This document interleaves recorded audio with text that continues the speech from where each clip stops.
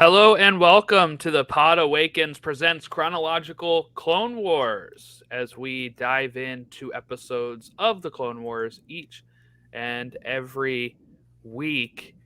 This week we have 3 episodes for you. My name is Jordan, and with me as always is Logan. How are you today, Logan? I was just thinking about this as we're recording this at 9 a.m. Eastern time, roughly. And I was like, man, we could really start some kind of trend with a podcast called Pod Awakens. We literally do it right when we wake up. It'd be Yeah, so people would be like, what is going on? Oh, we're just like in our pajamas when we're yeah, recording these. bedhead. I can smell your breath from here, kind of thing. Yeah, we are talking. Yeah, it's early for us today. Jeez. You can blame Logan for that, but Whoa. we, we are talking Jedi Crash, Defenders of Peace, and Trespass. And these 3 episodes premiered in January of 2009, and I kind of teased it last time. But this first episode is written by Katie Lucas, George Lucas's daughter, who wrote a few episodes of this show. So interesting. I always found it interesting how, like, an arc could have, like, this is a 2-episode arc, and then we have, like, a 3rd episode that isn't part of the arc. How, like, the 2 episodes have different directors and different writers, because you have to make sure that you have everything connected, because sometimes they do just feel like one large story, like this one does. It makes more sense, I feel like, when we have one of those 3-episode arcs that are loosely tied together, like last week's or 2 weeks ago, sorry, Bombad Jedi, Cloak of Darkness, and Lair of Grievous, where, like, everything was flowing a little looser. Like, oh, this episode focused on these 2 episodes focused on a lot of the same conflicts. I found it interesting that they were written and directed by 2 different people. So we'll start with Jedi Crash, I guess, here. And now it's been a bit since we've actually recorded these, so I kind of forgot that I have to go pull up the old Disney Plus here for the synopsis. But Jedi Crash, directed by Rob Coleman, written by Katie Lucas, and it aired January 16th, 2009 on Cartoon Network. And the synopsis states, when Anakin is gravely injured, Ahsoka must take charge. So what's your general thoughts here on this first part of the arc here, this episode? Oh, that was interesting. I wasn't ready for Anakin to. Spoiler alert, I wasn't ready for Anakin to get dinged up and then Ahsoka have to take over, which I found interesting. So somebody didn't read the description. Yeah, right. No, I don't. That's the funny thing is I'll never read it. Yeah. But yeah, no, I was like, oh, well, that's different because Ahsoka's like, what is she, 12, 13? She seems like she'd be a middle school age, so she's taking charge, man. And it shows, like, she's got moments where, again, she's a lot like Anakin. I think we'll talk a lot about parallels with her and Anakin. There's just some differences between the two. I think Ahsoka, and especially in this episode, I think we get more of how she's a little bit different than Anakin might be. Ayla Secura is the Jedi that is featured in this one. She will unfortunately meet her timely demise in Revenge of the Sith. Or untimely demise, I guess. Timely demise makes it sound like I was waiting for I was going to say, damn, Jordan. Jordan's like, I don't like Ayla. No, I do like Ayla Secura. I used to have an action figure of her, too. Yeah, she dies on Felucia, the forest planet, when she gets killed by her soldiers. Is she the same species as, what's her name? Is it Hara? Yes, as Hera, yeah. A Twi'lek. I like those. I want those things. Yeah, their little Twi'lek, like ears or whatever they are. Yeah, I want some. How do I get them? I don't know. I guess you have Lucasfilm's cool. ILM. I don't have hair, so I think it'd be kind of cool to have So Anakin and crew are trying to reach Ayla Secura in time here. She's having some problems that they are trying to reach her. And they are going to get there in time. Spoiler alert. But while they are helping her out and doing the battle here, Anakin is gravely injured. And they have to escape. And when they're escaping, they crash, hence the term Jedi Crash, which the episode is called, on a uncharted grass-covered planet called Meridon. And they have to leave Anakin behind in order to go find some help. And what they do is they find these aliens called Lurmen, which are very similar to lemurs, right? And the name is similar as well. In fact, I think they just flipped around the E and the U and put an N in there. So, yes, they make their way to a village that has a bunch of lemur-type aliens. Their ruler is named T-Wat Ka, and they are pacifists, Logan, and they're not aligned with either side, and they're hesitant to have anything to do with the Jedi. And in fact, they actually are going to tell when they go ahead to help Anakin, he makes sure he wants one of them to stay here, and that's Ayla Secura stays here. He doesn't trust the clone trooper, so he sends the clone trooper and Ahsoka to go back to the village with his son, who is going to be the one who is their healer. A few things stood out to me in this. I really love how the monkey rolls, how they like just turn into a ball and start rolling. I think that was really Sonic-like. cool. Yeah, Sonic-like, very, droidica-like. Now, the leader is very adamant that Jedi are not peacekeepers since they kill for the war. And is there any merit to this? I feel like this is the most interesting thing about the whole episode, is this kind of conundrum that the leader, which was T-Wat Ka, is saying is, you guys are not peacekeepers because you guys are still taking part in this war and you're still killing. I have a few things to push back on this. I'm not so sure the Jedi have killed anyone yet. It's all droids. Just killing mostly droids. Unless if I'm missing something. I mean, Jango Fett. All right. So, yeah. All right. They killed Jango. But so far, they haven't really killed a lot of people or anything. It's been a lot of just droids they're fighting. So I thought it was interesting that he brings this up. Yeah. Jedi always seem like that. The only people they're really after are droids or things that don't have feelings or that kind.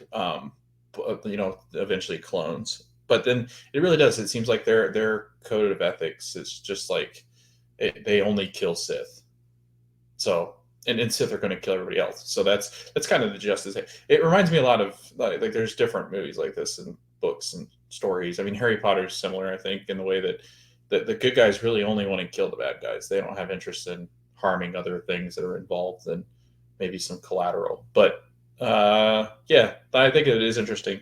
I like that he constantly states that, well, we didn't start the war, and there's not really anybody that's good or bad in war, which is true. I think war is. I mean, both sides are not playing very nicely, but they happen. So. Yeah, a very famous philosopher once said, "War, what is it good for?" Absolutely nothing. Another thing that kind of stood out too here is that there was a great conversation between Ahsoka and Ayla Secura here, when Ayla Secura is like, "Hey, like, don't be super upset that Anakin is like fighting for his life right now," and Ahsoka's pretty much like, "I don't understand the Jedi, right? I'm supposed to not have any attachments, but I'm also supposed to feel compassion." So she's like, these things conflict, right? I'm not supposed to have any attachments, but yet you set me up with a master. Then, when the master's hurting, I am supposed to feel compassion. I'm supposed to feel compassion for all living things. but I'm not supposed to feel an attachment. It is very hard because you would think when you have compassion, when you have that strong of feelings for somebody, because you're like, I work with this guy every day, and then he's teaching me things, and then you have this him on death's door at this point, and you want to feel compassion for him. Part of that compassion is that I don't want him to die, so I'm going to do everything I can to stop that. And I thought it was interesting that Ahsoka brings this up, because I feel like this is stuff people bring up all the time when they're just talking about the Jedi as a whole and how it is confusing, and the fact that like Lucasfilm and look, Katie Lucas, George Lucas's own daughter, is like, I gotta point this out here. I think that's very a fun thing to discuss. Yeah. No, I think, I don't know. Like, I think too is that Ahsoka, like, this is where I think she's similar to Anakin. Anakin and Ahsoka are very similar in the fact that, like, they don't really, I think they come from more troubled past, and the only thing that gets them through, especially Anakin with his mother, the only thing that truly gets him through life is the compassion and connection that he has with his mother, and his love is boundless. Like it seems like he gets attached to everybody. I mean, Obi-Wan, Ahsoka, like we start to see in this show, because we only really see in Revenge of the Sith and Attack of the Clones, is that we only get Anakin really showing that he loves Padme, and really I think in this show we get even more where he shows strong bond with Ahsoka. Like he also, it's not just love, like, and it's more platonic, obviously, but it's love for Ahsoka because that's like that's his Padawan, like that's like Obi-Wan kind of feels for Anakin, but Obi-Wan never confesses to really having that strong connection, because Obi-Wan's much more of like when people are in trouble, like in when we see in the future in these episodes and stuff like that, like yeah, Obi-Wan is much more willing to go, well, that's just how it is, Anakin, and this is how we're going to move forward. Bad things happen to people. Yes, he has compassion, but he knows he's also not going to put other people in danger by going into danger to try to save people. Like Obi-Wan is not that kind of hero. He does not want to hate. He doesn't want to save people. Like, but I feel like Anakin's much more like, I don't care what I have to do, by any means we're going to save somebody. And he grows too attached, and that's where I think he gets into trouble with the Jedi and the way that he feels. And you're right. That's what pretty much Ayla's response is very Obi-Wan like here when she says, "Don't lose 1,000 lives to save one." Mm-hmm. So that's the Jedi way, right? So like you said, Anakin and Ahsoka are more of the hotheads. We're gonna leap in here and save these save whoever. But it might lead to things of causing more death and destruction, but they're not thinking about that first. While Obi-Wan and Ayla will be a little bit more measured. Same with like Yoda and the rest of the Jedi. But yeah, so they save the day. The leader's son here, does his little thing where he grabs a rope and like takes down the creatures that are going to attack Rex and Anakin. And Anakin gets healed, and they take him to the village, and that was the end of the first episode. As we go into Season 1, Episode 14, Defenders of Peace, which also was written by Bill Canterbury. He's written a few I think we've talked about so far, and Stuart Lee was the director. A village must choose a side in the Republic's separatist war. So we pick up right where we left off here. Tewatka is going to refuse sheltering the Jedi here as the separatists arrive now. And the separatists pretty much just come in, and the leader, Tewatka, goes over and says, "Hey, welcome to our planet. You guys can pretty much go F off," is kind of his tone.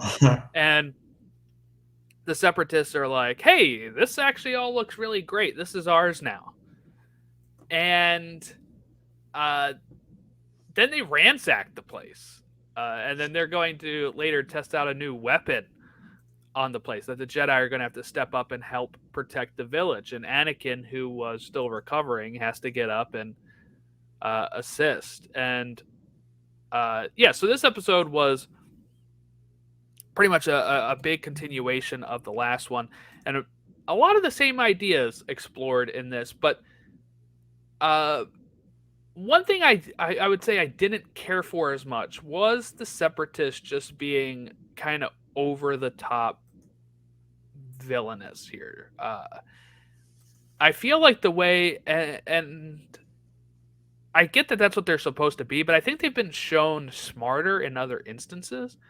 Like in one of the episodes where, but the episode where Jar Jar, I think it was, and no, who was it? Jar Jar and Bail Organa go to try to get help from the Toydarians. Yeah. I felt like the Separatist leader there was a lot more cunning. This guy just comes in and starts ransacking the place. I felt like he could have maybe, and look, this could just be a fault with the character, or I'm not saying the episode should have gone this way, but I feel like the Separatists handled this completely wrong. I think they probably could have spun it in a way where you find out that this guy is a pacifist, or that these people are not even helping the Jedi at this point, and you kind of try to flip them to work with you instead of just completely ransacking the place, which then makes them team up with the Jedi and ends up being their own undoing. So a pretty big misstep here from the Separatists. Yeah, I think the Separatists could have come in and pitched it to the idea of like, I think that's where it initially started, but then they kind of went nuts. Is come in and almost say, you know, with the Jedi and the rebellion, or what I guess it would be the rebellion, right? Like, would this be technically, yeah. They would ultimately be like people that are going to come in and try to take over the planet. So the Separatists could be like, we're here to protect you. Like, we're here to make sure to safeguard this planet, to make sure that you guys kind of like, you know, I think there's a lot of that in the idea of like the peacekeepers for the Hunger Games. It's like, no, we're just here to help you. Like, we're here to make sure that, you know, peace is kept and that we get along and that you're safe from the war that's on the outside. But then on the outside have that rule, and then all of a sudden they almost become slave-like, kind of like Tatooine, where they're much more of like slaves rather than, and you kind of flip the script then. That's where I think the Separatists could have gone. But you're right. I think, is it Loke or Loke? How do you say that person's name? Is that Loke? L-O-K? I think that's the big Separatist leader. That comes in. That's right. But he comes in like a bull in a china shop and ransacks the village. Obviously, people that are peacekeepers and peacemakers are going to be like, whoa. So. Yeah, and this is a great opportunity for the Jedi to show that they are peacekeepers, because they're going to step up, they're going to help the village, and they're going to leave the village alone going forward, which is a big thing to kind of prove, hey, this is it. Because they're going to test a devastating weapon here, and they plan to use it on the Lurmen, which are the monkey creatures. So the villagers have to decide, all right, do we either pretty much die, or do we fight with the Jedi to free ourselves? There's some really cool scenes in this. I love when Anakin lifts the Separatist leader up in the air as he's trying to run away. And just like, again, I think that's some of the dark stuff you're seeing from him. I don't know if like Obi-Wan is going to lift and like, even though he doesn't like kill him right there, it's like kind of dark to just be like, you're running away and be like, no, I got you like completely in my grasp and I'm lifting you up in the air. And also it makes me really feel like this is why I think the show is more necessary in the sense of building up Anakin into Darth Vader, because while he is, so you get those flashes, but there are still some moments where you're like, if you watch episode 1, 2, and 3 just in a row, it's a quick turn, right? It is a quick turn for Anakin to just be like, oh no, I'm fully in this, to the point where he's saying I hate you to Obi-Wan and stuff. So kind of being able to plant some of those seeds. Now they don't go like fully that way. I don't think this does help, but like the whole time I'm watching him save this village of monkeys, I'm like, dude, he's going to be going to villages like this in the future and just obliterating people. Yeah. So some of that feels a little odd to be watching at times because you're like, yeah, he's going to be hypocritical later, and also he's going to be hypocritical.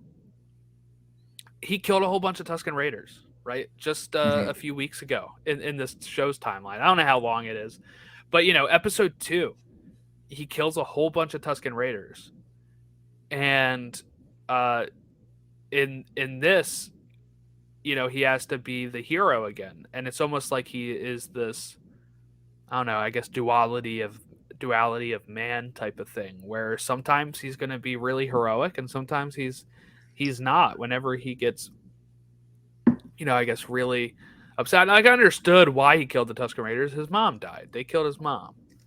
But when he's saying he slaughtered them like animals and stuff, it really makes you think, especially with the next episode. I think it really brings up some good parallels with the next one. So the son is the one that kind of stood up and told everybody and his dad, like, we're standing up and we're going to do this, right? The dad was still kind of hesitant to this because they're not warmongers, but all in all, they end up victorious. What was your overall thoughts of Defenders of Peace and this 2-episode arc? Because the next one is standalone. Yeah, I think what you said, like, there's always subtle hints as to how Anakin becomes Darth Vader, and like you said, when he goes in, and that's what I hope. That's, this sounds dark. I really want the show of Darth Vader where it's, now we've got everything pretty much between now and when he becomes Vader, but I want when he is Vader and he's ruling and it's outside of that, where he's just obliterating planets. Like, that sounds awful, but like it does. It makes you want to. I feel like they have to complete the cycle. Like, we're now, we've gotten all of his, like, beforehand. We also have him with Obi-Wan in Obi-Wan's show. We have him Rogue One. Like, I want more of that. Like, where it's that build up to him really just being awful and why we hate him so much. But yeah, I think ultimately this episode does a really nice job of I think showing that there's a lot of planets, and probably a majority of them, that really didn't want anything to do with the Clone Wars, but because of the Separatists, I think the Jedi and the Jedi Council are in charge of keeping the peace, and they're oftentimes claiming themselves as the peacekeepers, and we'll see that in the next episode where they claim to be those peacekeepers. That they're there to make sure that which is really funny to me, because they're the peacekeepers until, like, peace is no longer wanted or warranted. Then they become the assassins. So I don't know. It is interesting to me, but I really did like this kind of spin. I thought this episode made me want to go to Animal Kingdom. Yeah, it had a very Animal Kingdom kind of feel, which is funny. But I think because of the Lerman. So, but no, I did enjoy this. I thought it gives you backstories as to these planets that want to just stay out of it. I want to remain neutral, but can't, and ultimately decide not to be because they're in trouble. They're in a lot of danger. But I'm a pacifist, so it resonates with me. I'm not one to really seek out conflict. So. All right, season 1, episode 15, Trespass. Obi-Wan and Anakin based episode here, which we haven't had in a bit. Yeah, it's been a long time. Anakin and Obi-Wan find themselves in the middle of a territorial war. This was directed by Brian Kalin O'Connell and written by Stephen Melching, who's written a bunch of episodes this season and premiered January 30th, 2009. So this is where they go to an ice planet called Orto Plutonia. So apparently a clone security force stationed there went missing. So the Jedi, accompanied by Senator Rio Chuchi and Chairman Cho of the nearby moon Pantora, are going to investigate and see what happened. So the chairman, who is like the president of the country, is stating that this whole planet is under their domain because no intelligent life lives there. They never found any life there, so it's theirs. It's nearby. It's actually held. I think in the eyes of the Senate too. They said that as being their land. So they're like, hey, why is stormtroopers going missing? And we walk in, and all these stormtroopers. I mean, not stormtroopers. Sorry, I keep doing that today. All these clone troopers helmets are on pikes when they come in. But they realize, hey, there's no blaster fire. There's no dead droid, broken droids here, destroyed droids. So at first they think it's going to be droid related, but when they go investigate a droid separatist area, all the droids' heads are also on pikes, which is very interesting. Now, going back to the beginning of this, I really like that Obi-Wan and Anakin are wearing similar snowsuits to Luke and Han on Hoth. I really enjoyed that a lot. And then same thing with the clone troopers. They're wearing a lot of the same snow trooper stuff from Hoth. So I really liked seeing that. I also want to shout out here these Pantorians. Who are blue. Yeah. One, I really like the look of them. I think they look great. The chairman design is really cool, I think, especially like his hat. I don't know. I just really enjoy that. But they also make an appearance in, I forget what movie this one was in, either Clone Wars, not Clone Wars, sorry, Revenge of the Sith or Attack of the Clones. But George Lucas actually played one of these characters in, this is one of his cameos. Let's see if I can share it here. Yeah, this is one of his cameos that he made in the films. It's just him walking in like the Senate area dressed like this. That's so cool. And his character, I think, shows up in the Clone Wars too, where they focus on them again. But I just really like the design of them, so I wanted to shout that out because I thought this episode really stood out visually with them. I liked seeing all the snow. I liked the outfits they were all wearing. The alien designs were great. I really enjoyed all of this. But yeah, so they're going to go to the separatist ship, and they realize, oh geez, it can't be them either. Now the chairman is very convinced, or not very convinced. He's very convinced that it is still the droids, because the senator. The young senator is like, hey, there's no blaster fire. There's no destroyed droids. It's got to be something else. And he's pretty much just like, nope, it's got to be this. And then whatever it is, we're going to kill him anyway because this is our land. He goes really overboard with this stuff. So then Obi-Wan and Anakin are going to approach a settlement. And this is where you run into the natives who are called the Talls. And Anakin doesn't know how they're going to communicate with these things. Obi-Wan has a great remark about, hey, maybe they are smarter than us. And I really wanted to bring this up when we were talking about the last episode, because this one is, I think, the best parallel between the Tusken Raiders and the Talls.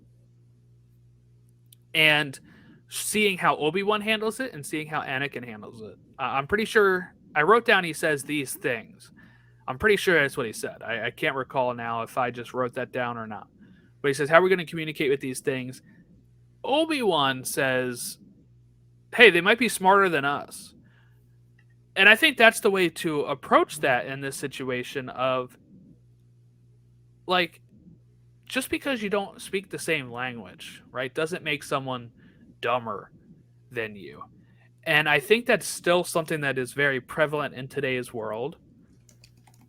But when you see Anakin and you equate that to what he said in Attack of the Clones, I slaughtered them like animals. because they are animals type of thing is kind of where he was going with that. But really, yes, was it worse? Yes, the Tusken Raiders went and kidnapped Shmi and tortured her and killed her, right? The Tals are seen as protecting their land. This is their planet.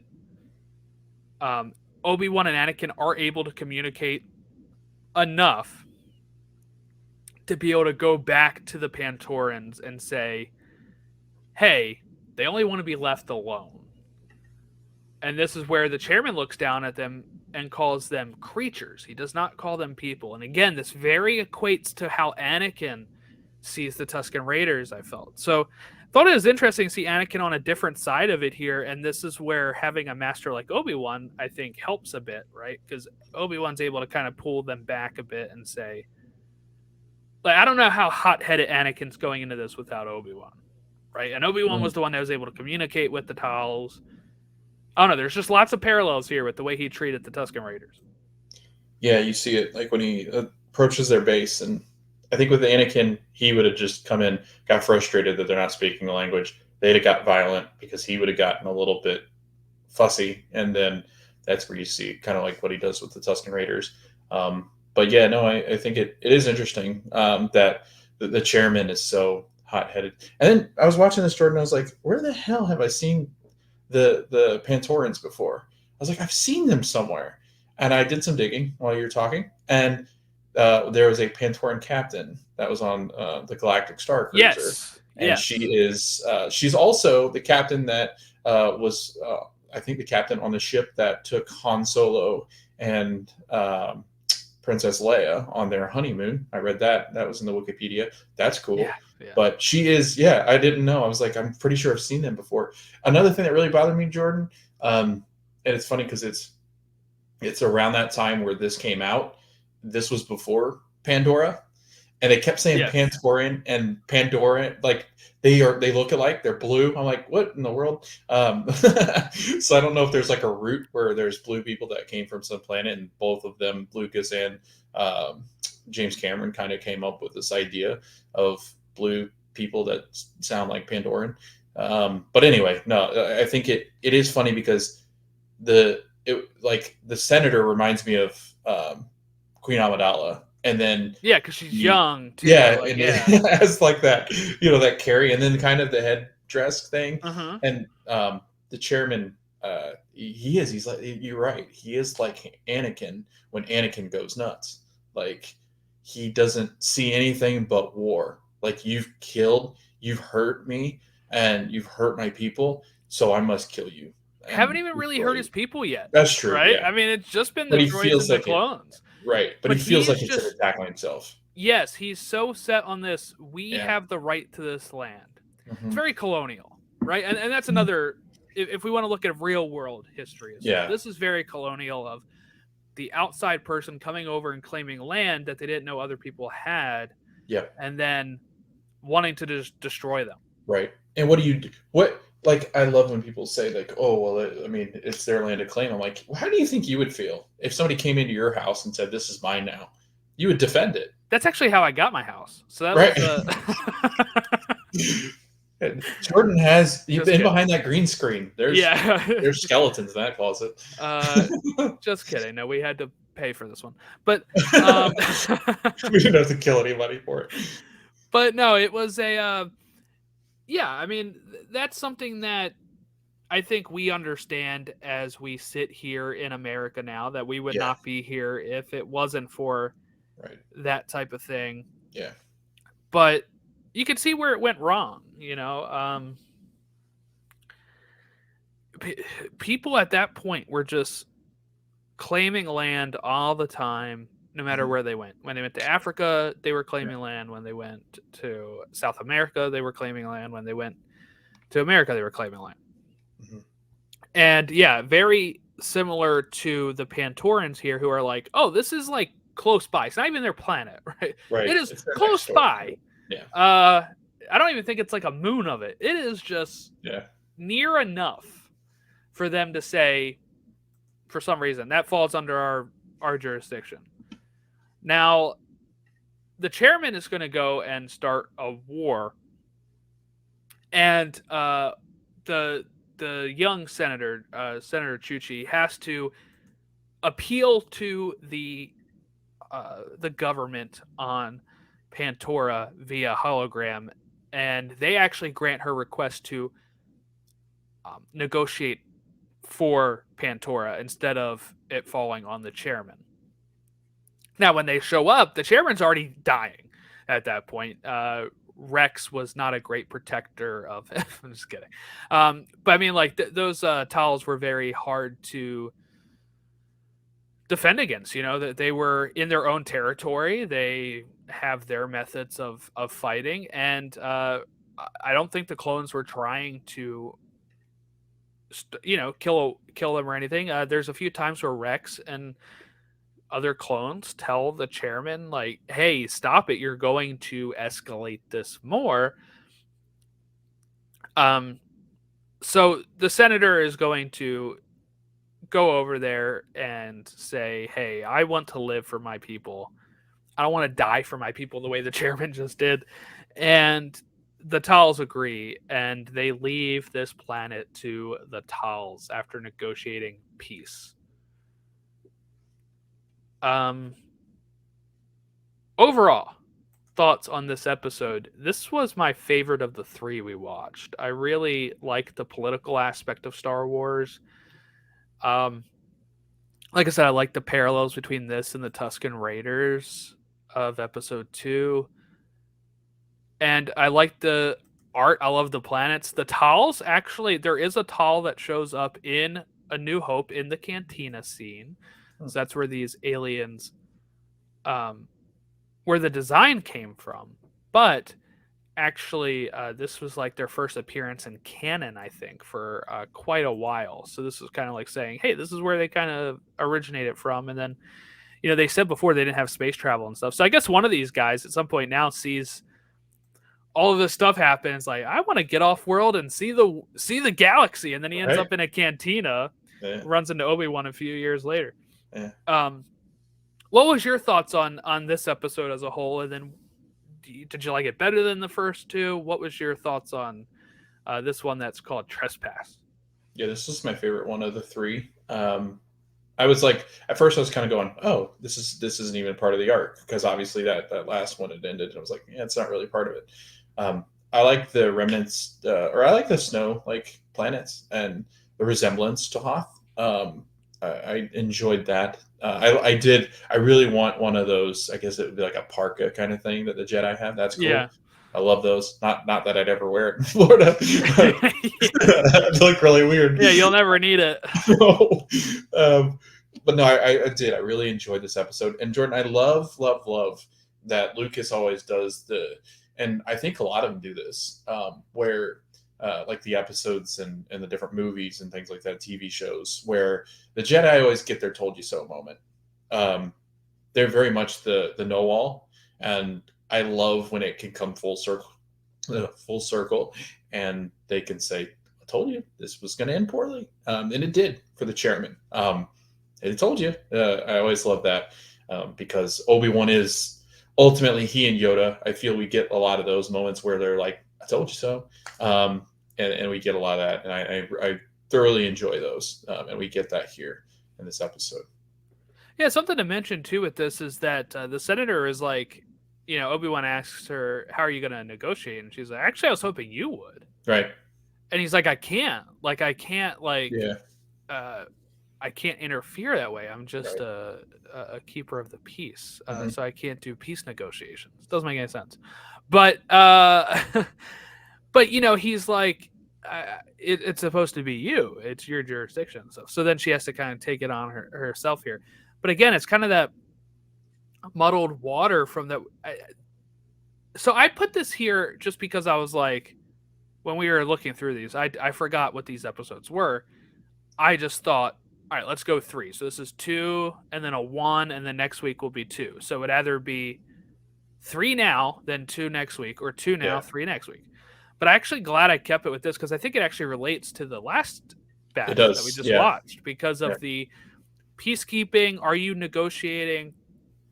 Are you guys actually peacekeepers type of thing, which comes back up in this episode when when she asks Obi-Wan to do it. And I'm like, why can't Obi-Wan negotiate? Right? Peacekeepers are supposed to be able to negotiate. Like, they send them to the Trade Federation in episode 1 to negotiate, right? Yeah. Qui-Gon and Obi-Wan go to negotiate, right, on behalf of the Jedi Council and the Senator. Yeah, they always do. So I thought it was funny how he was like, no, I actually can't. I don't know if it's because the chairman was against it that he couldn't, or what. I it wasn't super clear in there, but so if anybody's listening to this and is like, Jordan, it's obvious it's because of this, let me know. Send it to us so I can read it aloud next time. But yeah, so that's our 3 episodes this week. But this one really was my favorite of the 3, and I think it's one of my favorites that we've watched so far. I just really enjoyed that political intrigue, and the fact it's an Obi-Wan Anakin episode. It was good fun. Yep. No, it's good to see them back together. It's been a couple of weeks since we've seen them together. So. Yeah, we say that, but I think it was just the last batch. Was it really? Yeah, I'm looking back at the Gungan General and like Dooku captured. They're stuck with Dooku. That's true. But I mean, the first time they're like, with each other without together Dooku being trying like to do jerk. things. Yeah. Yes. Yeah. It also feels a while because we took the holidays off recording. So okay. It's true. Yeah. It's been a while for us. So long. Oh, great. People are listening and they're like, we just listened to one last week where they were talking. Yeah, jeez, these guys are tough. We do have horrible memory, but that's because Jordan's 38 or something. 32. I just offended everybody above the age of 38 listening. I'm so sorry. You're like, you jerk. You can send us any feedback or yell at Logan for calling you old by contacting us at podawakens on Threads, Instagram, Facebook, Twitter. Email podawakens@gmail.com. We have a Discord now that we have as well. I'm not sure if I mentioned that last time. I don't think I had it created last time. I don't know. Yeah, I don't think so. You can check that out there. It's part of our Logjam Media, which is our network of podcasts here, which includes this show, Elseworlds, the DC fan podcast, the Infinity Saga and Beyond, our Marvel show. Films for the very first time, where my friend Casey and I sit and discuss a film that I watched for the very first time or that he watched. We each pick one alternating. And it also includes Stateside Soccer Show, our podcast, which is pretty self-explanatory. Stateside American soccer. And I think that's all the podcast. Oh, Behind the Dreams, our Disney podcast that I do with Jack. I think that's all my podcasts. I can't even keep them straight at this point, but that's all part of the Logjam Media brand there. So the Discord has all of that. It also has different channels to talk video games, NFL. We've been talking a lot of NFL in there too. Anything like that. So make sure you join it there and you can discuss Star Wars or any of those things that fancy you. Or that you fancy, not that fancy you. But that's it for this week. Next week, we are going to be talking 2 episodes, Blue Shadow Virus and Mystery of 1,000 Moons. Now, we had to skip episode 16 because we already covered that with this chronological list here. Episode 16 was The Hidden Enemy. That was the first episode that we did. So that's where you can have some very confused. Now, of course, that episode doesn't really speak too much about stuff that happens with Christophsis, but that explains why, like, there's no Ahsoka. They were back on Christophsis. So when people were watching these out of order, it could get very confusing. So that's why we're doing it this way. So Blue Shadow Virus and Mystery of 1,000 Moons. Those are episodes 17 and 18 of season 1. And we are almost done season 1 here. Just a few more weeks. 2 more weeks. Wow. 2 more weeks of season 1. Then we go into season 2. Thank you all for watching and listening, and we will catch you next time.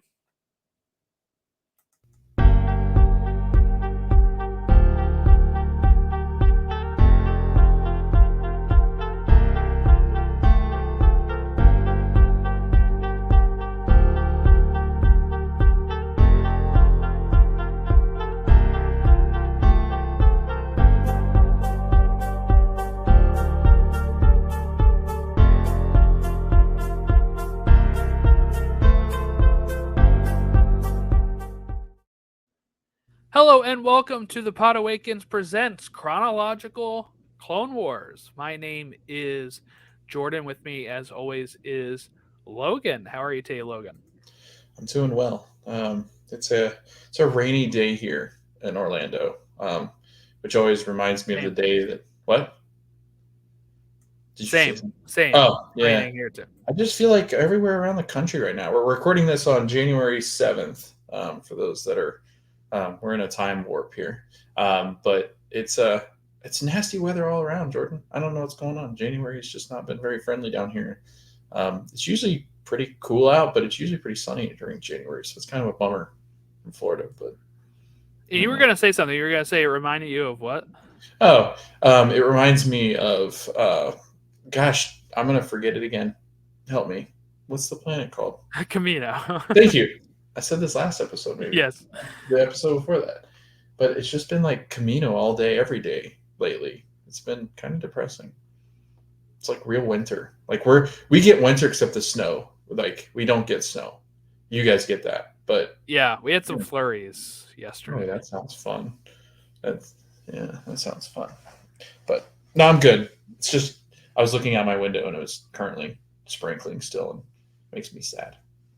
I don't know how. Just turn the sprinkler off. I think that's how it works. Yes, we're talking 2 episodes of season 1, and then next week we finish up season 1, except for the finale, which is somewhere when we're watching season 3. So I know last week I said we're finishing season 1. That's what I meant. Like we're like majority out of season 1 after this and next week. So we're talking Blue Shadow Virus. Cool name. This is directed by Giancarlo Volpe and written by Craig Titley. And it was premiered February 13th, 2009 on, I almost said the CW, on the Cartoon Network. I don't know why I would have said the CW. Oh, the CW, man. Yeah, well, it was very different back then. The Disney Plus description: Padme and Jar Jar search for a secret separatist bioweapons lab. Because who do you want around bioweapons other than Jar Jar? That's the kind of No, that's great. I think there should be shirts that say that. Who do you want by your bio? No. Yeah. So that was a great decision. So it's a Padme, Jar Jar, and 3PO episode, which is a threesome that is particularly getting a lot of play in these early episodes. I feel like we had quite a few episodes that are these 3. Maybe I'm wrong. I know for sure we definitely had the one a few weeks ago, Bombad Jedi. Oh, Bombad, that's what it was. Yeah. It wasn't Gungan General. Was it? No, that one was, I think, mostly just Jar Jar. Was it? Jar Jar and Padme are always together, though, because that's kind of what he was. Was he technically like her bodyguard at some point? He's a senator of Naboo. That makes sense. And she is one as well. I think he just represents... Oh, no, he's a representative, not a senator. Sorry. So I think he is the representative for the Gungans, and he talks to the senator as a representative. That's right. I think he's a senator later. So Padme asked for Obi-Wan and Anakin to assist with this, so they'll meet up with them pretty much like next episode. But apparently she mentions relations with the Gungans are stressed at this point. Like Mace Windu and Yoda are talking to her about like, hey, we're going to send some Jedi with you. And she mentions, well, since the relations with the Gungans are stressed right now, they like Obi-Wan. So I want Obi-Wan and Anakin. Really? I think this is her play to just make sure Anakin's on this mission so she can see him. But I don't know. Because, like, I don't know why the Gungans would love Obi-Wan that much. She said, like, they see him as one of them. But, like, Obi-Wan, yes, he was in episode 1 and met with the Gungans there. But he was, like, he wasn't like Qui-Gon. Qui-Gon was, like, really good with talking to the Gungans. I was kind of curious on why they love Obi-Wan. So I guess it's just the history. Like, hey, you guys saved us 10 years ago. We trust you. We'll take him. But I just thought the way that she phrased it was pretty interesting. Yeah, you need the quiet. You need Liam Neeson. That's what you need. It has nothing to do with it. It's Ewan McGregor they don't like. I don't know why. Although this wouldn't have been Ewan. This would have been, I don't know the guy that voices Obi-Wan. James Arnold Taylor. But they say they do like him. Yeah, well, not as much as Qui-Gon. Qui-Gon's cooler. My opinion. Not really. I mean, Obi-Wan's my favorite. But Obi-Wan was, yeah. I don't know why I said that. Let's see. Blue Shadow virus. I'm going to look up this on, I guess, the Wikipedia here and see if there's any context on what type of issue they would have with the Gungans right now for Naboo. Maybe so also this is supposed to be a virus that is thousands of years old that has gone by the wayside here until this Dr. Vindy is going to research it for Jedi-proof biological weapons. That way it would take out the Jedi as well, and they don't have to worry about, going in hand-to-hand combat with a Jedi. He's going to create several bombs for it too.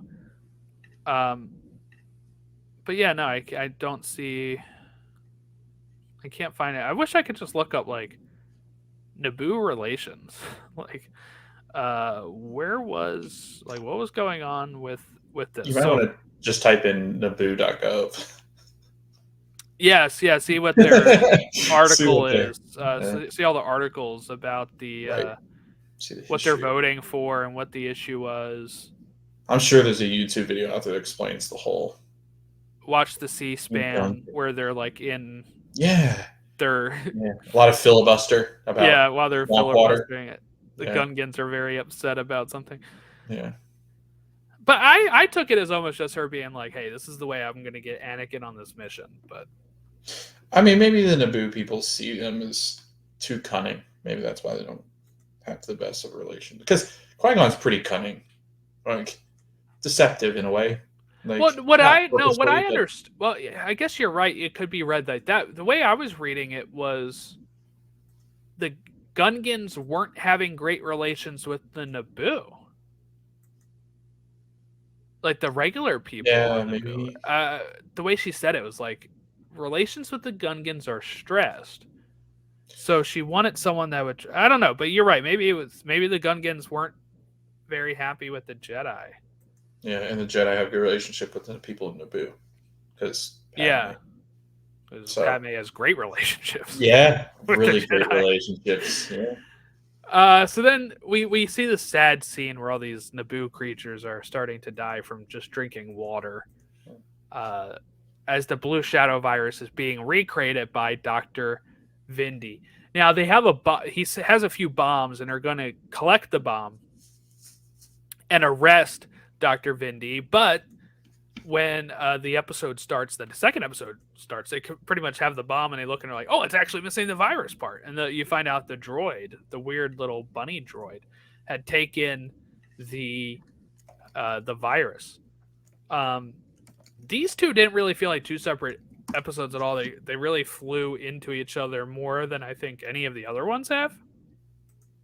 Because it picks right off with that. It's like, actually, the thing that we just wrapped up the episode with of we deactivated the bomb was kind of a lie. And the bomb is deactivated, but now the virus is gone. And so then it kind of goes into Mystery of 1,000 Moons here, which let me read this synopsis for everyone. Anakin and Obi-Wan must find the antidote for a deadly virus. So this episode, even though the lab is shut down, he still activates, Dr. Vindy activates the Blue Shadow virus, and it infects Ahsoka, Padme, and many clone troopers, and it's fatal within 48 hours. Here's my problem with it. I'm guessing because he made it smoke instead of in the water. why it would take longer, because like the Naboo creatures died like within seconds of drinking this water. But I guess because it's airborne in this case, they have 48 hours. I don't know. It just seemed kind of odd that it's like not as deadly right now. So they have to travel. Anakin and Obi-Wan travel to the planet Iago to secure the only known antidote to the sickness. When they arrive there, though, there's this whole bunch of people that are living in fear of what they call like a ghost, a creature that they are scared of. I think they call him something like Droll. And one thing that I thought was really great with this, they run into a kid here, and the kid's name is Jabo Hood. And he has rewired all of these droids to be like his servants. And just really like a good example of how Anakin was when he was a kid. Yeah, Anakin sees a lot of himself, I think, in Jabo. Like, my favorite is when he jumps off the ship and he kills all the droids, and Obi-Wan goes, "Nice job, Anakin. You jumped off and killed 17 defenseless droids," and then the one drops, and he goes, 18. But it is such a Anakin thing. Like, go ahead, jump out and start killing everything before you actually think rationally about what you're doing. Yeah, but I did like this Jabo character, though. He's kind of like, I don't know, he kind of felt out of Star Wars-y, though. Like, it felt very like Lord of the Flies-ish, or like, I don't know. He felt like he was just like this punk rebel kid that got away and just did things on his own, however he wanted to do them. Yeah, I guess you could say that's very Star Wars, though. Punk rebel kid who does his own. That's true. Yeah, I guess he felt like a very young Han Solo that was also technically capable. That's true. You know, oh wow, you call Han not capable, huh? I meant like capable of technology. That's what I meant. Technically. Okay. Oh, so like, yeah, like Han's gotten too old. He doesn't know how to turn on like the Roku. Yeah, he's calling his kid. He's like, Ben, how do I turn on the Blu-ray player? Yeah, you have to press HDMI input. You have to press the input button. I'm so angry. These darn machines. Yeah. Yeah, that's how Han was when he. That's why Kylo actually killed him. He was like taken out of the misery. That's why Han was like, "Yeah, I know what you got to do." Yeah. Right? Like, I can't even find the remote anymore. Yeah. Take him out. I blame the Wookiee. So yes, while so that happens, they have to go. They get the antidote, but to get off of here now, they have to solve the mystery of, okay, how do we get off of this planet now? This Droll thing is almost like a primitive Death Star. It kind of looked like, right? It was like this, like it looked like the dish from the Death Star. Yeah, but it did this 100%. Weird like thing where it's like reflecting off all this stuff, and it's like this web of like electricity. Mm-hmm. But they're going to defeat it and be able to get out of there, and they get there just in time, pretty much, to save the day here. So I mean, look, this one didn't have too much to really dive into. I don't think this was a very like by the book arc. These 2 episodes. I don't know. What was your thoughts? I felt like I couldn't dive in deep like this as I could like the last 3 episodes we just did. Yeah. I struggled with these 2. I don't know. Like it felt like it was. I felt like we were in the same place over and over and over again, and it just kept. They kept doing the same thing. It was like, get the vial. Okay, didn't get it. Get the vial. Figure out where the other vials are. Figure out where the bombs are. Figure this out. Figure that out. Now get the antidote because we're screwed. Right. Yeah. And then it just didn't have like a good flow. I don't know. It did feel strange. Now the next one's better, I think, but this one didn't really have the thing for me. But it is strange now that we're in post-COVID times, as far as like post-pandemic times, and we always deal with virus like things, and I don't know, they hit a different chord now. That's true. As like people are coughing, and I'm like, oh my gosh. Yeah, it's like, did you ever used to play the game Pandemic? I think it was called, like, at school or whatever. We used to play it at school. Yep. And you're like, create a virus and try to make it spread. And then yes. That game lost all fun in 2020.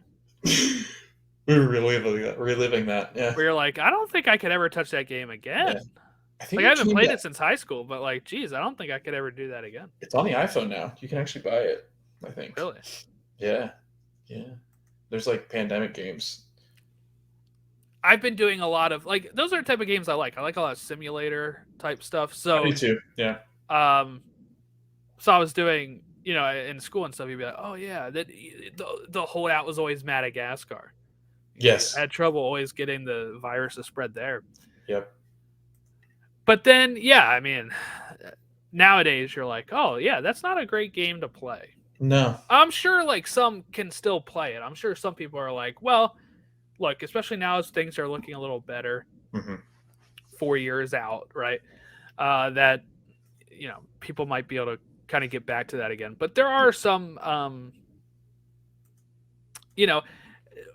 not to get off on a tangent here, but like Falcon and the Winter Soldier, apparently there was a whole deleted plot of them trying to spread a virus that then they were filming while COVID was going on, and they cut that because they're like, this is not going to play well when we put this out. Like, it's just not going to play well. Another weird one, and this is totally off topic, like, too, but my wife and now myself, like, I'll watch Grey's Anatomy, and the episode before March, it was like March 10th or 13th or something like that. Right around then. The one that was supposed to come out today was about a virus that spread, and they had to quarantine people. So they showed it after the pandemic. Like, they showed it, I think it was, and it like had all sorts of like, the text before, like telling you like, hey, just so you know, this was shot way before, and we had nothing to really, but like I think, I mean, it's a common thing. Like, there's always been a plague, and it's pretty similar to that. It's every 100 years there's some kind of illness that goes around that. Spanish flu in 1918 or whatever it was, right? It was very 1908, something like that. Black Plague, and I think there's been one every century now, almost a year. So hopefully that's the last one for this century. Yeah, we won't be around to figure. Well, maybe we will, but I don't think we'll be around. I'm going to get cryogenically frozen. So okay, same.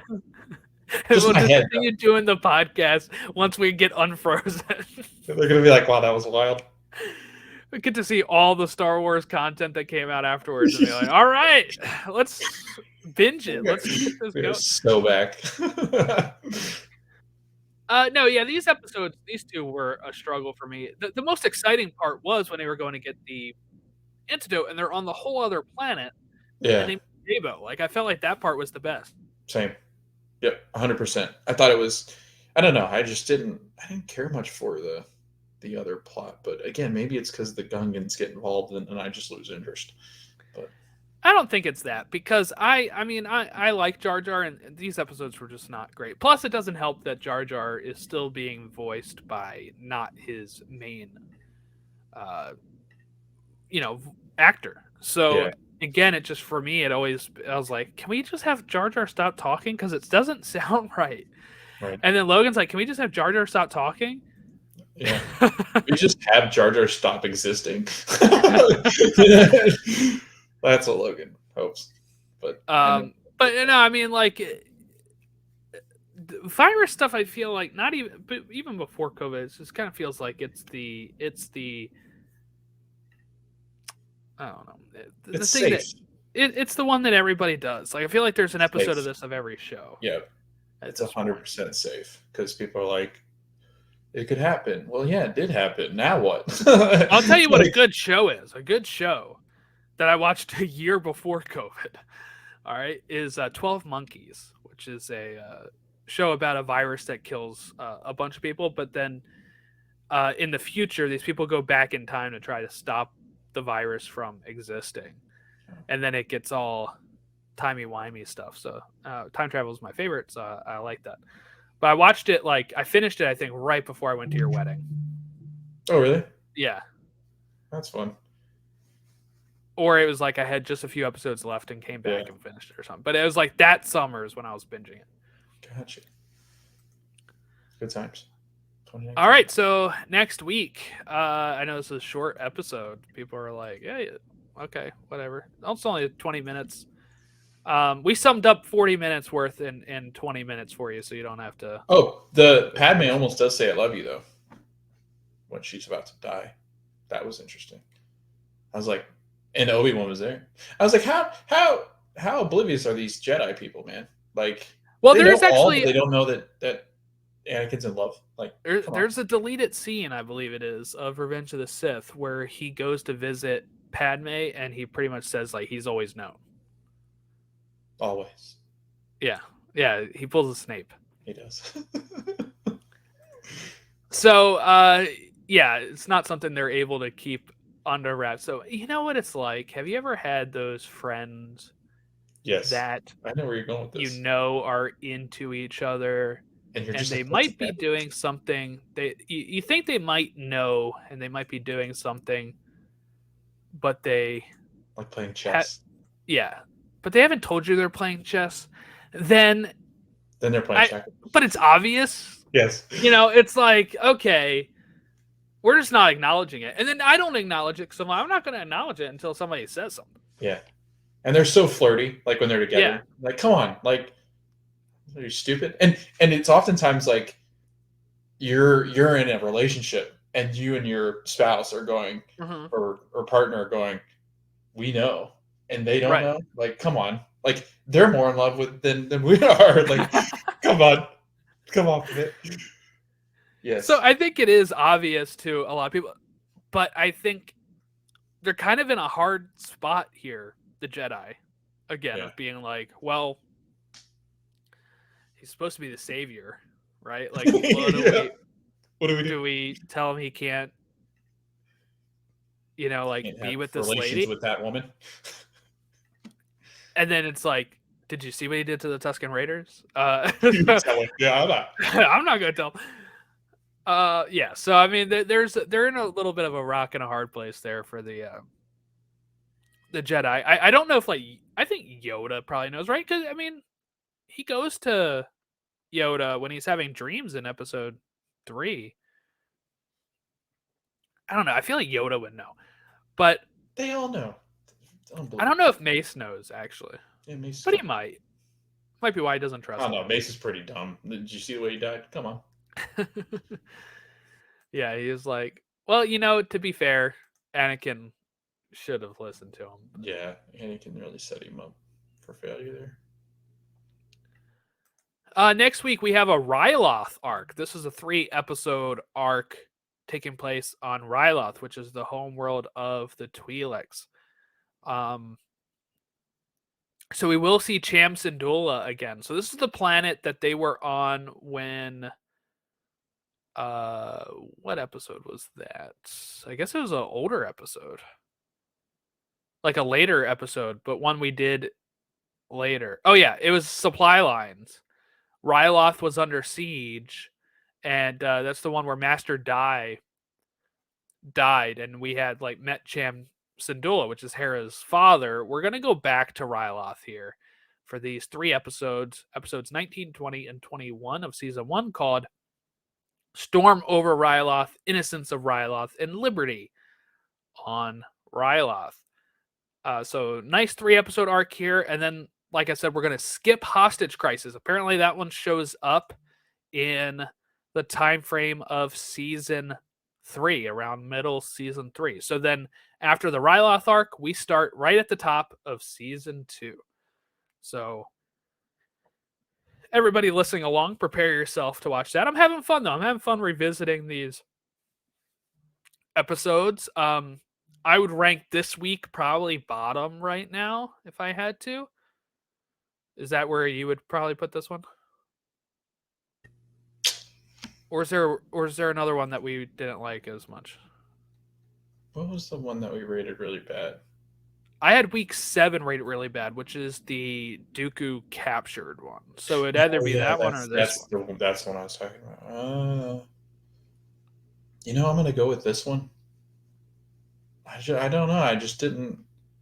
I was very, like, I was watching it, and I was like, I was more into it, probably, like, there were times in the Dooku one that I was like, wasn't paying attention. This one I was pretty in sync with, but was just like, this is just missing on every level for me. So I'm gonna say this one's the worst one so far. I don't know, just didn't really progress anything. We don't really get much out of this besides Padme getting ready to say "I love you" to Anakin when she's dying with Ahsoka. But yeah, no, I didn't, and I'm sure. I put this one bottom. So far, I wrote down these rankings just as the week. Like week 6 is my top one. That's one with like Lair of Grievous. That's a great one. Yeah. Week 3, which was, geez. That was that was Clones, wasn't it? That was Clone Cadets. Yep. Yeah. Yep. That was a good one.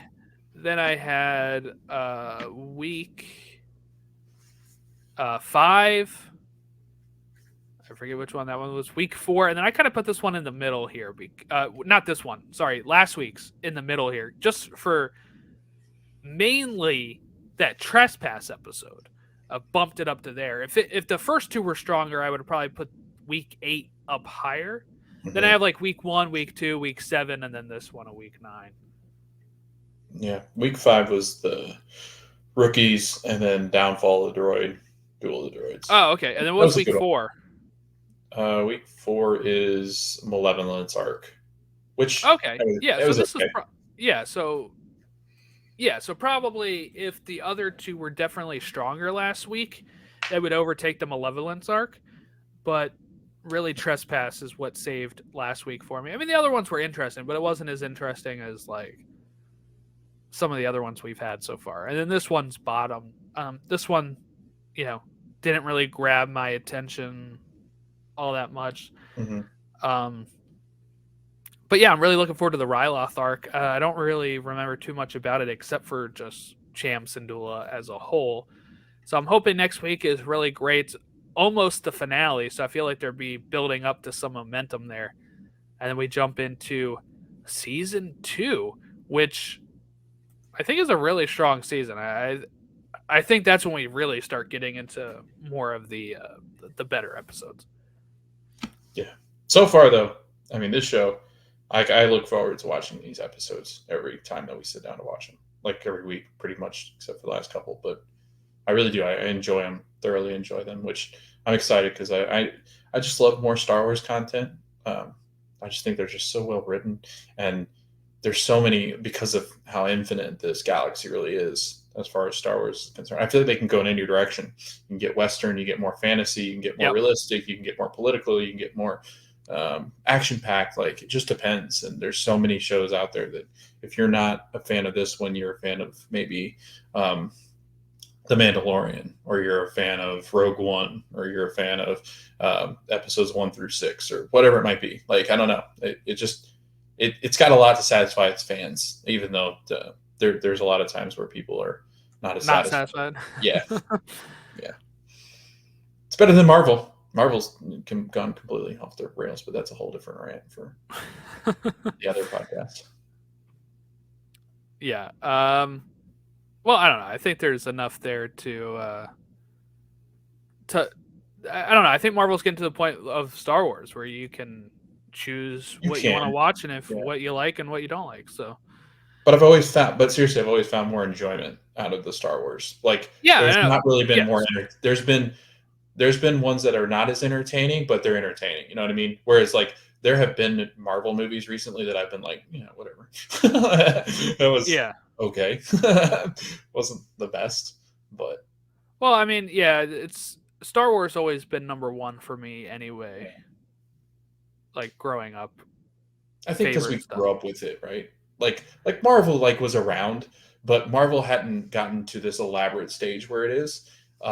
I think that's where people kind of lose it. Whereas, like, Star Wars was like, they were starting this trek before. You know what I mean? Kind of like Lord of the Rings had started, Harry Potter had started. Well, I think, so there's a few things. I think it helps that we grew up with it. Yeah.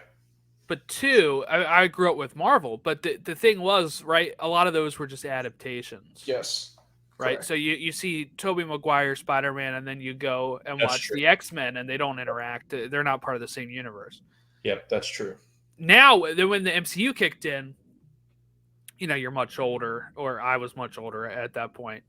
And it was great to finally have something like Star Wars for Marvel, where you're like, oh, all this stuff matters. Like if I watch like us watching Clone Wars, this matters to the grand universe of Star Wars. There's nothing like that still for Marvel. That's true. Like there's nothing in Marvel right now that you could watch. Like, I guess you could say what if, but really it doesn't. They're alternate universes, so it's still not like mattering to the grand MCU. And that's what I think is great about Star Wars. I like the universe, and I like being able to see something every day. Being able to be like, oh, this new thing that's released is important. It's part of the story, but it's also. I think this is where maybe people, with Marvel currently is like, but I don't have to watch it if I don't want to. Mm-hmm. Like you haven't watched Clone Wars until now. This has been out for 15 years. Or Bad Batch. But you were able to still understand most of general Star Wars stuff. Mm-hmm. You can just watch the movies. You can just watch the live action shows, or you can just watch the cartoons, and everything usually makes sense. So that's true. They have a good balance for Star Wars, I think. I think Marvel's bridged that gap for at least our generation with adding in Tobey's Spider-Man. Like now I feel like, because I was obsessed with Tobey's Spider-Man, which now you could kind of say, okay, well, look back at your childhood, how much Star Wars actually came out, Logan. And I was like, well, I mean, Clone Wars, this was out when I was a kid, like growing up, when I would have watched, this would have been after I'd have watched Phantom Menace, Attack of the Clones, and then Revenge of the Sith. So like it almost equivalent, because I think are there 3 Spider-Mans or 2 with Tobey? Is it 2, right? 3 Spider-Man movies with Tobey. Yep. Okay. Before this new one. Yep. So there's 4 technically then, I guess. Yeah, 4 that he appears in now. Okay. Yeah. I couldn't remember. Spider-Man 1, Spider-Man 2, Spider-Man 3. And then I remember 1 and 2 because what's the 3rd? 3 is the one with Venom and that's right. Yep. Okay. New Goblin. I was gonna say because Goblin was Harry after his dad in the second. You're a Goblin, Harry. You're a Goblin, Harry. Car crash. Oh, that's the wrong franchise. All right. We'll wrap it up there. Okay. You can follow us at podawakens on Facebook, Twitter, Instagram, all of that good stuff. Any of those places, Threads, whatever. And like I said last week, we have a Discord that you can join too. The link is in the show notes. Have a great rest of your week. We'll catch you next time when we talk Ryloth.